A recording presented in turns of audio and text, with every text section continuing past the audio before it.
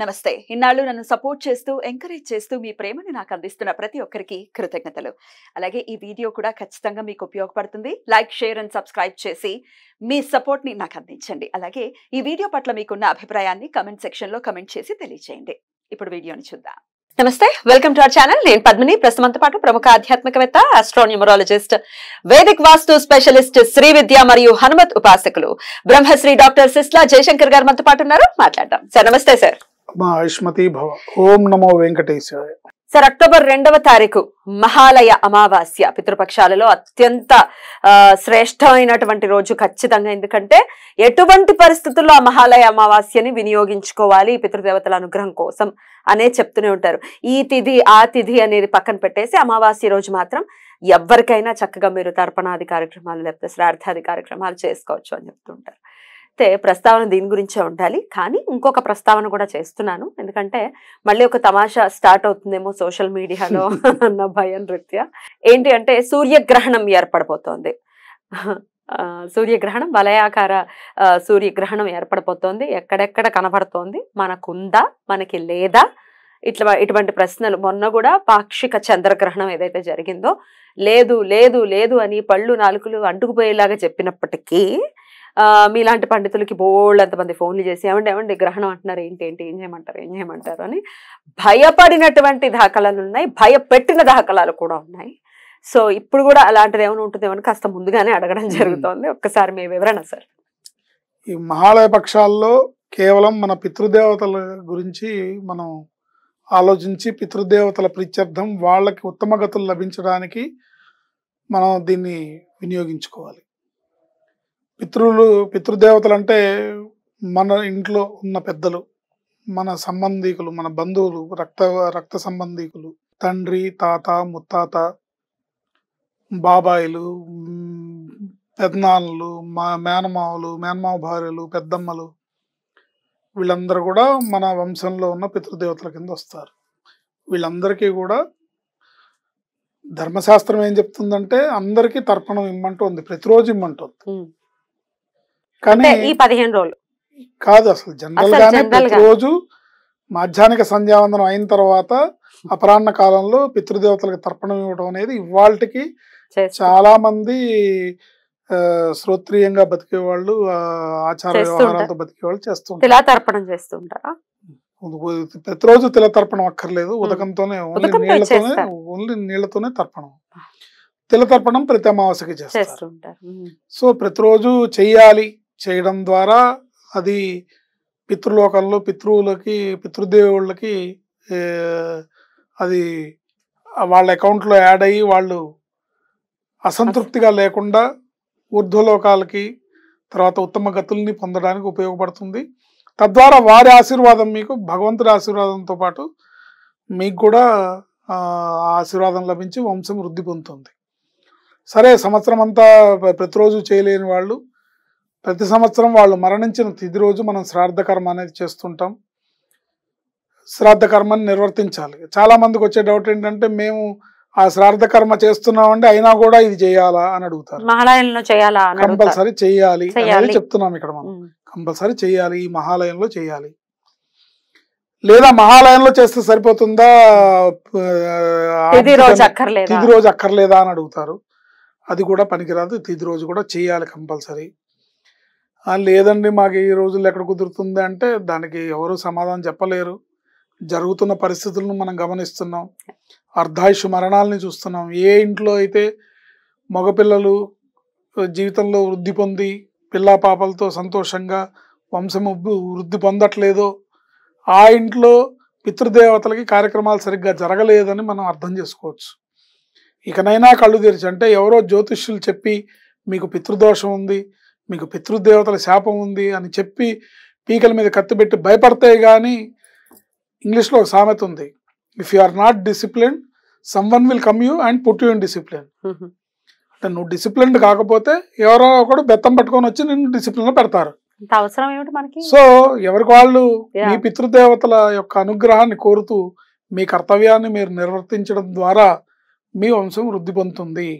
మీ ఇంట్లో అర్ధాయుష్ మరణాలు ఉండవు, మీ ఇంట్లో మగపిల్లలు వృద్ధి పొందుతారు, వాళ్ళకి సకాలంలో వివాహాలు, సంతానము అన్నీ జరుగుతాయి. లేదంటే అడుగడుగున వివాహం ఒక సమస్యే, సంతానం ఒక సమస్యే, సంతానం పుట్టినాక కూడా వాళ్ళు నిలబడడం కూడా ఒక సమస్యగానే మారుతుంది. చాలా మందికి మగపిల్లలు ఉండరు, ఉన్నా కూడా చెయ్యరు. సో రేపొద్దున నువ్వే సరిగ్గా చేయకపోతే ఒకవేళ మగపిల్లాడు ఉంటే వాడు మట్టుకేం చేస్తాడు? వాడి ఇంట్లో ఎప్పుడన్నా ఒరే నాయన వాళ్ళ తాతయ్య తద్దినరా, కాస్త దండం పెట్టుకో, ఈ పిండాలకు దండం పెట్టుకో, ఈ ప్రసాదం తిను అని అంటే కదా వాడికి తెలిసేది. వాడికేం తెలుసు? తెలియదు. సో అందుకని ఈ పితృదేవతా కార్యక్రమాలు ఖచ్చితంగా చేయాలి. ఈ 15 రోజుల్లో మీ కుటుంబంలో ఉన్న పెద్దవాళ్ళు, మీ నాన్నగారు కానీ, మీ అమ్మగారు కానీ, మీ తాతగారు కానీ, మీ నాన్నమ్మగారు కానీ, ఎవరు ఏ తిథిని పోయారో, ఏ నెలలో అయినా సరే, వాళ్ళు బహుళపక్షంలో పోయినా శుక్లపక్షంలో చనిపోయినా ఏ తిథిన పోయారో ఈ 15 రోజుల్లో వచ్చే ఆ తిథి నాడు వాళ్ళకి శ్రాద్ధ కర్మ చెయ్యాలి. తిథి గుర్తులేదండి అనుకున్నప్పుడు, తిథి గుర్తులేదన్నప్పుడు రోజు చేయటమే. రోజు చేయలేనప్పుడు అమావాస్య రోజు చేయటం. ఎగ్జాక్ట్లీ. అందుకే ఫైనల్, ఇంకా అది లాస్ట్ ఛాన్స్ అన్నమాట. Last chance for the year. అమావాస్య అనేది లాస్ట్ ఛాన్స్. రోజు చేయాలి. కనీసం మీ తల్లిదండ్రులకి ఖచ్చితంగా చేయాలి. ఇక సూర్యగ్రహణం గురించి ఒక్కసారి అట్లాగే ఉండండి. ఇంకా ఈ శ్రాద్ధం గురించి ఇంకా చెప్తారా? చెయ్యాలా? ఎందుకంటే ఈ శ్రాద్ధం ఇది చాలా ఇంపార్టెంట్. చాలా మంది ఈ మనం ఇంతకు ముందు ఒక వీడియోలో వెంకటేశ్వర స్వామి లడ్డు వీడియోలో మాట్లాడుకున్నప్పుడు హిందూ మతానికి పట్టిన దౌర్భాగ్యం, ఏది తేలిగ్గా అయిపోతుందో అది చేస్తున్నారు, ఏది కఠినంగా చెప్తున్నారో దాన్ని చేయట్లేదు. తేలిగ్గా అయిపోతుంది, ఎటువంటి ఆచారాలు సాంప్రదాయాలు ఉండవు కాబట్టి అందరూ శివాలయం కన్నా సాయిబాబా గుడికి ఎక్కువ మంది వెళ్తారు. ఎక్కువ మంది మడి కట్టుకోక్కర్లేదు, పంచ కట్టుకోక్కర్లేదు, ప్యాంట్ షర్ట్ల మీదే భజన చేయొచ్చు కాబట్టి భజన చేసేస్తూ ఉంటారు. సో ఏది తేలిగ్గా ఉంటే దాన్ని చేయడానికి అలవాటు పడ్డారు కాబట్టి మీరు ఈ పితృ తర్పణాలు అనేది, పితృదేవతలకు చేయాల్సిన కార్యక్రమం అనేది విధిగా చేయాలి. మీ శ్రద్ధ కొలది చేయాలి, మీ శక్తి కొలది చేయండి. మీకు శక్తి లేకుండా మిమ్మల్ని అప్పులు చేసి చేయమని చెప్పట్లా. అండ్ చేసేది కూడా ఎవరి కోసమో, ఏ బ్రాహ్మణ్ణి పోషించడానికో చేయొద్దు. ఏదో బ్రాహ్మడికి మీరు స్వయం పాకం ఇస్తూ అతని కుటుంబాన్ని మొత్తం పోషిస్తున్నట్టు ఫీల్ అవ్వద్దు. ఏంటి అట్లాంటి ఫీలింగ్స్ మీ పితృదేవతలు తరిస్తున్నారనే మాట గుర్తు పెట్టుకోండి. మీ పితృదేవతలు మనసులో పెట్టుకొని మనస్ఫూర్తిగా వాళ్ళకి దండం పెట్టుకొని చేయండి మీ శక్తి కొలది. లేదంటే అమావాస్య రోజు శ్రాద్ధ కర్మ చేయండి, అందరూ వస్తారు. అది కూడా చేత కాదంటే కాస్త గోశాలకు వెళ్ళి గోవుకి దాణా పెట్టండి. అది కూడా చేత కాదంటే దక్షిణం దిక్కు తిరిగి మీ పితృదేవతలను తలుచుకొని గట్టిగా ఏడవండి. కనీసం వాళ్ళు జాలి పడతారు, జాలిపడి వదిలేస్తారు. సర్లే ఏదో చేత కాదంటున్నాడు అని వదిలేస్తారు.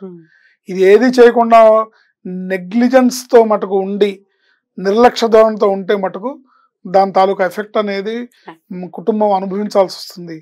మీరు చేసిన తప్పు కుటుంబం అంతా అనుభవించాల్సి వస్తుంది. కాబట్టి ఏ కుటుంబానికి ఆ కుటుంబ యజమాని మీరు మీ బాధ్యత నెరిగి చేయాలి. మీ భవిష్యత్ తరాలకి ఇవన్నీ నేర్పించాలి. చేయాలనేది వాడికి నెక్స్ట్ తరానికి అందించాలి. లేకపోతే నువ్వు చచ్చిపోయినాక నీకు నీళ్లు పోసేది ఎవడు? నీకు నీళ్ళు అందా అప్పుడు నువ్వు అలో లక్ష్మణ అక్కడ త్రిశంకు స్వర్గంలో పడి ఏడుస్తుంటావు. అది వాళ్ళు నీ కనబడకపోవచ్చు, నువ్వు నమ్మకపోవచ్చు, కానీ ఖచ్చితంగా నువ్వు అక్కడికి వెళ్ళిన రోజు నువ్వు ఏడుస్తావు. ఏడ్చినా ప్రయోజనం లేదు. కాబట్టి ఇది ఆచారాన్ని విస్మరించకుండా పెద్దలు కనుక్కొని మీ కుటుంబంలో ఉన్న మీ ఆచారాన్ని బట్టి ఈ పితృదేవత కార్యక్రమాన్ని, పితృ శ్రార్థాన్ని చేయాల్సిన అవసరం ఉంది. ఇంకా చాలా మంది ఏమడుగుతారంటే మేము గైలో పెట్టామండి, మళ్ళీ అవసరం ఉందా? పెట్టాల్సిందే. గైలో పెట్టినా సరే పెట్టాల్సిందే, మీరు గోకర్ణంలో పెట్టినా సరే పెట్టాల్సిందే. మేము లాస్ట్ ఇయర్ పెట్టామంటే మహాలయ పక్షాల్లో ఇప్పుడు పెట్టాలంటే పెట్టాల్సిందే. ఈ విషయాన్ని గుర్తెరిగి మీ చేతనైనంతగా మీ పితృదేవతలను స్మరించుకొని ఈ 15 రోజుల్లో ఈ అవకాశాన్ని మీరు వినియోగించుకోండి. రైట్. ఇక గ్రహణం గురించి చెప్పండి సార్. గ్రహణం అనేది ఇది పాక్షిక సూర్యగ్రహణం అని అంటున్నారు, కానీ అసలు గ్రహణమే కాదు. మనకి 2024లో ఎటువంటి సూర్యగ్రహణాలు కానీ చంద్రగ్రహణాలు కానీ లేవు. ఇది స్పష్టంగా అందరూ చెప్పారు. క్రోధినామ సంవత్సరంలో లేవు. కాబట్టి ఎటువంటి గ్రహణం లేదు. ఎవరన్నా గ్రహణం ఉంది, సూర్యుడు ఒక్కడే, ఏ దేశంలో అయినా సూర్యుడే, సూర్యుడే, ఇక్కడున్నా సూర్యుడే, అక్కడున్నా సూర్యుడే, ఈడా ఉంటా ఆడా ఉంటా అనేటువంటి పిచ్చి మాటలు మాట్లాడితే దాని తాలూకా బలవాల్సింది మీరు. లేని వ్యాధికి మందు వేసుకున్నట్టుగా లేని జ్వరానికి మందేసుకున్నట్టుగా వికటిస్తుంది. కాబట్టి చేయాల్సిన పనులు చేయండి. చేయక్కర్లేని వాటి గురించి అనవసరమైన అపోహలకి భయాలకి పోకుండా ఎటువంటి ఈ గ్రహణానికి సంబంధించిన నియమనిష్టలు పాటించాల్సిన జాగ్రత్తలు గర్భిణీ స్త్రీలు కానీ ఇతరులు కానీ ఎటువంటి ఏ అవసరము లేదు. ఇండియాకైతే అసలే లేదు కాబట్టి నో ప్రాబ్లం. అసలే లేదు. చలి అండ్ అర్జెంటీనాలో మాత్రం ఈ వలయాకార సూర్యగ్రహణం ఉంది కాబట్టి అక్కడ ఉన్నటువంటి ప్రవాసాంధ్రులు విధి విధానాలని పాటించాల్సిన అవసరం ఉందంటారా? నా దృష్టిలో అది కూడా గ్రహణం కాదు, అక్కడ కూడా లేదు. ఉంది అని ఎవరైనా అనుకుంటే వాళ్ళ నమ్మకాలను బట్టి వాళ్ళు ముందుకెళ్ళొచ్చు. ఎవరిని కాదనేది ఏం లేదు. అది గ్రహణమే కాదు, ఇది ఛాయాగ్రహణం కింద లెక్క వస్తుంది. పాక్షిక గ్రహణము పూర్తి గ్రహణము, పాక్షిక గ్రహణము, ఛాయాగ్రహణం. ఈ ఛాయాగ్రహణం కింద వస్తుంది. అవసరమే లేదు. లేదు మాకు నమ్మకం ఉంది మేము చేసుకుంటామంటే చేసుకోండి, తప్పు లేదు. కానీ బ్యూటిఫుల్ సార్, చాలా అద్భుతమైనటువంటి వివరణ ఇచ్చారు సార్. కృతజ్ఞతలు. నమస్కారం. ఆయుష్మతి.